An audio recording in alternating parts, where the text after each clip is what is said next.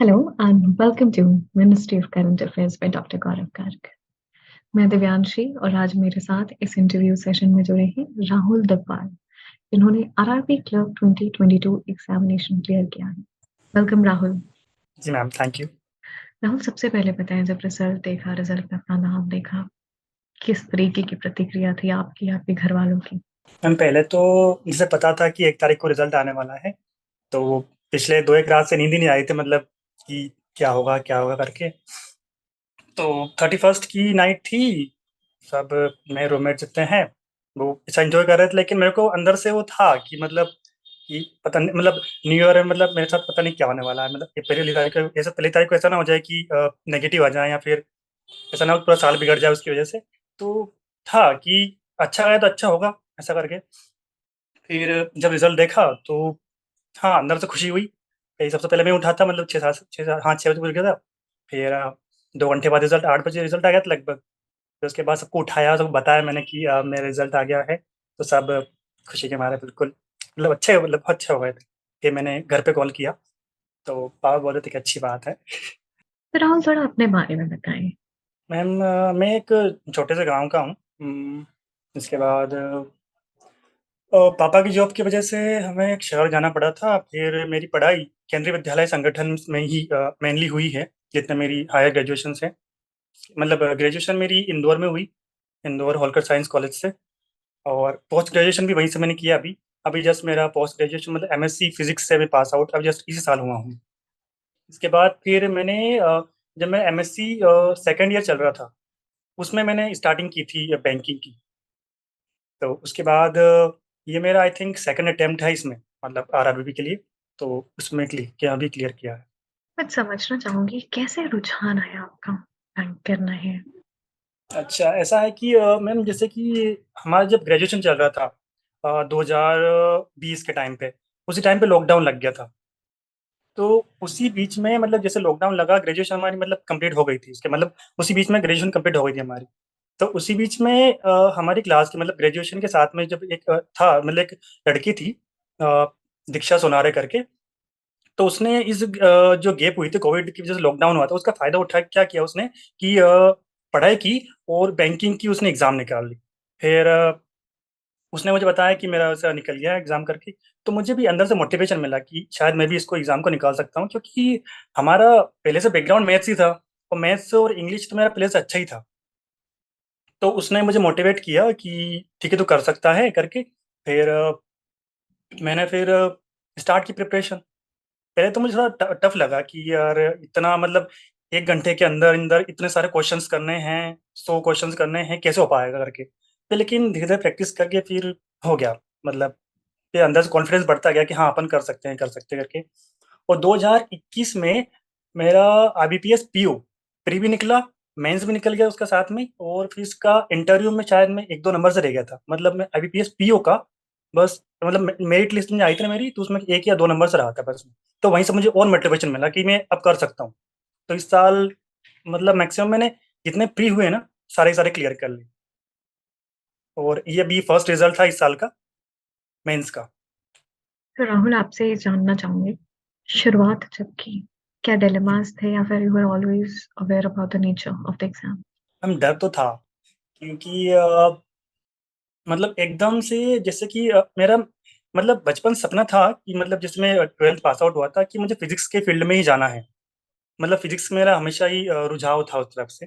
तो मेरा ऐसा मन था कि पोस्ट ग्रेजुएशन करके फिजिक्स में एंड देन प्रोफेसर की फील्ड में मैं जाऊंगा करके। तो लेकिन फिर कोविड की वजह से क्या हुआ, लॉकडाउन लग गया, उसमें क्या पढ़ाई बिल्कुल ठप से हो गई थी।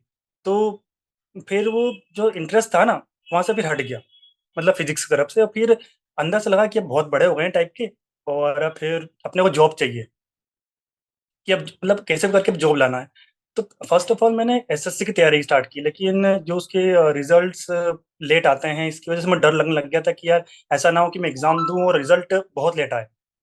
तो फिर जैसे बैंकिंग की जो ये है प्रोसेस, इसमें जितना मतलब एग्जाम का नोटिफिकेशन से लेकर मैक्सिमम मैक्सिमम 6 to 8 मंथ में वो जितना भी प्रोसेस है उनकी, वो कंप्लीट करके दे देते हैं। तो इसकी वजह से मुझे इसके बैंकिंग की तरफ रुझान है कि मतलब अगर होगा तो बता देंगे 6 महीने के अंदर, हो नहीं होगा तो ये बता देंगे, ऐसा करके। Very, very last start.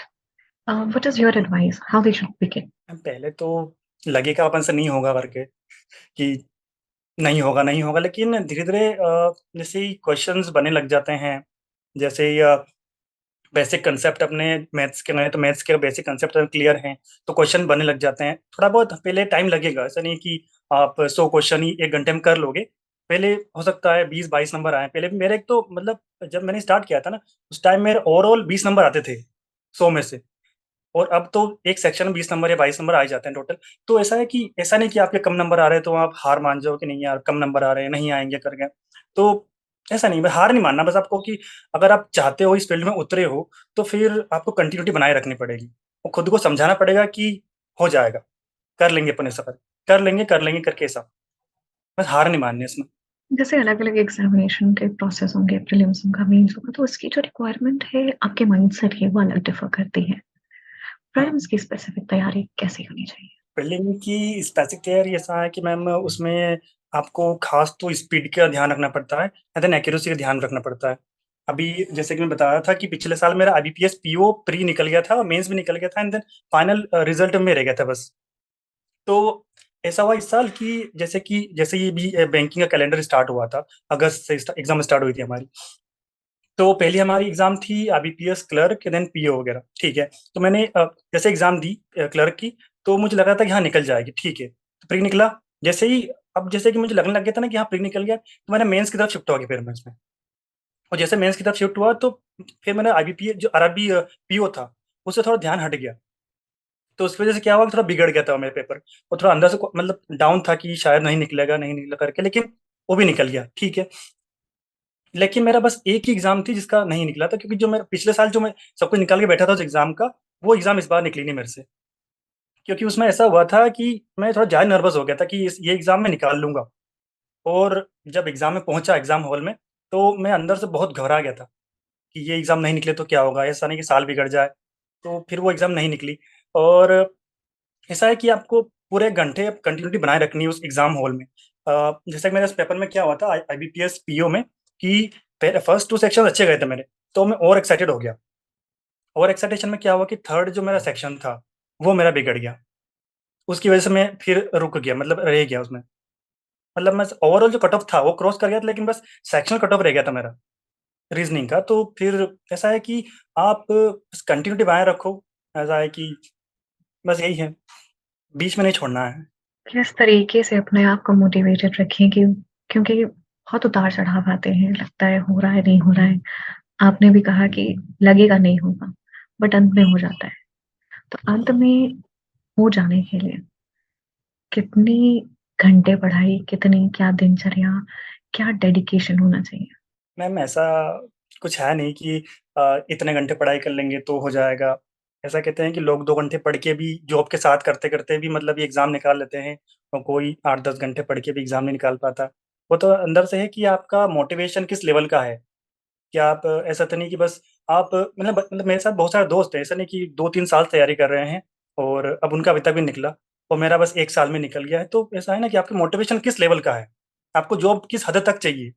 तो वो डिपेंड करेगा कि आप एग्ज़ाम निकाल पाओगे, नहीं निकाल पाओगे। अब मैं बात करूँ तो मैंने एक लाइब्रेरी जॉइन कर दिया कि नीचे ही वहाँ पे हम 4-5 बंदे में लाइन में बैठते हैं। तो बहुत सारे ऐसे हैं कि सबके पास लैपटॉप अच्छा खासा, तो वो क्या करते हैं कि चल रहा है, एक टेस्ट दिया उसके बाद फिर यूट्यूब खोल के बैठ जाएँगे और फिर पता नहीं वो क्या ही करते रहेंगे। अब वो मुझसे पूछते हैं कि यार हमारी एग्ज़ाम निकलती नहीं है। अब मैं बोलता हूँ कि भैया ऐसे कैसे निकलेगी एग्ज़ाम? मतलब अंदर से जब देखो ऐसा है कि आप भले कितने मोटिवेशन देख लो, जब तक आप खुद अंदर से मोटिवेट ना हो ना, तब तक आप एग्ज़ाम नहीं निकाल सकते। भले आप रोज़ भी कितने वीडियो मोटिवेशन के देख लो, लेकिन जब तक कि आपके अंदर से नहीं आएगा कि यार मुझे एग्ज़ाम निकालनी इस साल तो फिर आप एग्ज़ाम निकाल लोगे, नहीं तो मुश्किल है। Interesting to know. और जिस तरीके से आप बता रहे थे I think it's people would connect to it. So आगे चलते हैं। How study IQ has been part of your journey? Gaurav sir का कितना बड़ा रोल रहा है, इम्पैक्ट रहा है? मैम पिछले साल से जैसे बताया था मैंने कि मेरा आईबीपीएस पीओ प्री निकल गया था, मेंस भी निकल ही गया था मेरा। तो उसमें क्या है कि मेरा जीएस सेक्शन में बस मैंने कट ऑफ क्रॉस ही किया था, मतलब आई थिंक 2.5 नंबर इस कट ऑफ था पिछले साल आईबीपीएस पीओ मेंस का, रीज़निंग का, सॉरी इसका जीएस का। तो मैंने बस ढाई या 3 नंबर आया था मेरे। तो फिर मुझे लगा कि यार 50 नंबर 40 नंबर में से आपके पास 3 नंबर आ रहे हैं, ऐसा नहीं कि ये जो सेक्शन है ये स्कोरिंग सब्जेक्ट टाइप का है। और पिछले साल मैंने किसी एक पर्टिकुलर टीचर को फ़ॉलो नहीं किया था कि इस टीचर को फ़ॉलो कर लूँगा तो मेरा नंबर बढ़ जाएँगे। मैंने क्या मल्टीपल सोर्सेज़ से पढ़ाई की थी। तो वही है कि मेरे वैसे याद नहीं रहा या फिर कहें कि क्वेश्चंस बहुत सिंपल आए थे, ऐसा नहीं कि क्वेश्चन हार्ड आए थे उस साल भी, मतलब अच्छे क्वेश्चंस आए थे। बस वही कि मेरे पास नॉलेज बहुत था लेकिन वो बस लिमिटेड नॉलेज नहीं था। मतलब ऐसा नहीं कि एग्ज़ाम से रिलेटेड नॉलेज नहीं था, बाकी दुनिया भर का नॉलेज था। तो वही इतना सारा नॉलेज लेके मुझे करना क्या है? बस एग्ज़ाम मतलब एग्ज़ाम रिलेटेड जो कंटेंट है, वो मेरे पास नहीं था। तो इस साल फिर मैंने अप्रैल मंथ में जैसे ही सर का बारे में सुना था, तो फिर उनका कोर्स खरीदा मैंने। फिर उसके बाद से जब स्टडी मतलब पढ़ाई करना स्टार्ट किया, तो लगा कि यार सर एग्ज़ाम रिलेटेड ही क्वेश्चन्स कराते हैं। मतलब जो फालतू की चीज़ें हैं, वो सर नहीं कराते हैं। तो उसकी वज़ह से क्या है कि थोड़ा टाइम भी बच गया वहाँ से मेरा, और उस टाइम की जो बच रहा था उसको मैं दूसरी चीज़ों में यूज़ करने लगा। तो मेरा वो सेक्शन जो दूसरा सेक्शन वीक था, वो मतलब अच्छा होने लगा, जिसके बाद फिर मेरा जो मेन सेक्शन जीएस सेक्शन था, वो भी अच्छा खासा बढ़ने लगा। अब मैं बात करूँ, मेरा आईबी जो आरआरबी क्लर्क था, उसमें लगभग मेरे 25 नंबर जीएस सेक्शन से आए हैं। तो जीएस सेक्शन ने बहुत बड़ी मतलब कंट्रीब्यूट किया है इसमें। और मैं जो ओवरऑल स्कोर बात करूँ ना, तो मेरे मतलब जो कट ऑफ था हमारा, आई थिंक 75 था लगभग। तो उसमें से कम 10 या 12 नंबर मेरे को ज़्यादा आए। और मैं इसमें कहना चाहूँगा कि हाँ, जीएस सेक्शन बहुत मायने रखता है। जीएस और मैंने इसमें 2 ऑप्शन थे अपने पास, हिंदी या इंग्लिश लेने के, तो मैंने इंग्लिश चुनी क्योंकि इंग्लिश मेरा मतलब हमेशा से इंग्लिश अच्छा ही था मेरा। क्योंकि मैं केंद्रीय विद्यालय से पढ़ा हूँ, तो इंग्लिश मतलब बेसिक्स अच्छे थे मेरे। मतलब बेस अच्छा था इंग्लिश का, और देन इंग्लिश सब्जेक्ट अच्छा चुना मैंने, टीचर अच्छे पढ़ाने वाले मिले। ये है कि जीएस में ऐसा है कि आपको थोड़ा पढ़ना पड़ेगा, और एग्ज़ाम रिलेटेड कंटेंट ही पढ़ना पड़ेगा। ऐसा नहीं कि आप हर कुछ पढ़ रहे हो। रिवीजन की स्टाइलिंग आप थोड़ा बताएँ? मल्टीपल टाइम रिवीज़न करना पड़ता है। जैसे कि सर बोलते रहते हैं कि अगर आप डेली करंट अफ़ेयर कर रहे हैं तो वो अच्छी बात है, करो। लेकिन ऐसा ना हो कि फिर आप बस रिवीज़न ही मतलब वो ही देख रहे हो। तो सर बोलते हैं कि जब मैं मंथली वो 300 बेस्ट 300 सीरीज़ अगर आप कर रहे हैं, तो वो बढ़िया है। तो मैंने क्या किया था एग्ज़ाम के 10-12 दिन पहले, बस सर के जो बेस्ट 300 ही वीडियोज़ हैं, वो वाले मैंने 4-5 महीने के निपटा दिए थे। तो उसकी वज़ह से मेरा रिवीज़न बहुत फ़ास्ट हो गया। एंड देन ऐसा नहीं कि मुझे हर डेली वाइज़ का पूरा देखना पड़ेगा। एंड पूरा मैंने ऐसा ही नहीं कि पूरा मैंने पढ़ा है, पूरा नहीं पढ़ा था मैंने, बेस्ट 300 सीरीज़ को पूरा ऐसा बिल्कुल, बिल्कुल घोट लिया टाइप का ना, घोट लिया था मैंने उसको अच्छे से। और देन मैम जिसके बाद बैंकिंग अवेयरनेस सर का वीडियो है जिसमें करंट बैंकिंग अवेयर्स आता है, तो वो भी मैंने अच्छे से याद कर लिया था, मतलब अच्छे से पढ़ लिया था। और उस टाइम पे मैं सर के वीडियो देख-देख के नीचे फिर उसके बाद खुद अपने स्पेशल लिखता था उसमें, और फिर वो भी रिवीज़न करता था। तो रिवीज़न से ये है कि बार-बार य रि बार पढ़ने से बार-बार पढ़ने से याद हो जाता है अच्छे से। और ऐसा है कि ज़्यादा पढ़ने से इससे अच्छा है भला कि आप कम पढ़ो, लेकिन रिवीज़न अच्छा कर लो, तो उसमें अच्छा आपके नंबर अच्छा आ जाएँगे। राहुल, आपकी तरफ से कुछ फाइनल टिप्स, सजेशंस आप सबको देना चाहेंगे? मैम टिप्स तो मैं ऐसा देना चाहेंगे कि अगर आप इस फ़ील्ड में उतरे हो तो आपको बस अपने तरफ से कंटिन्यूटी रखनी पड़ेगी। इसके बाद आपको थोड़ा-सा पेशेंस रखना पड़ेगा।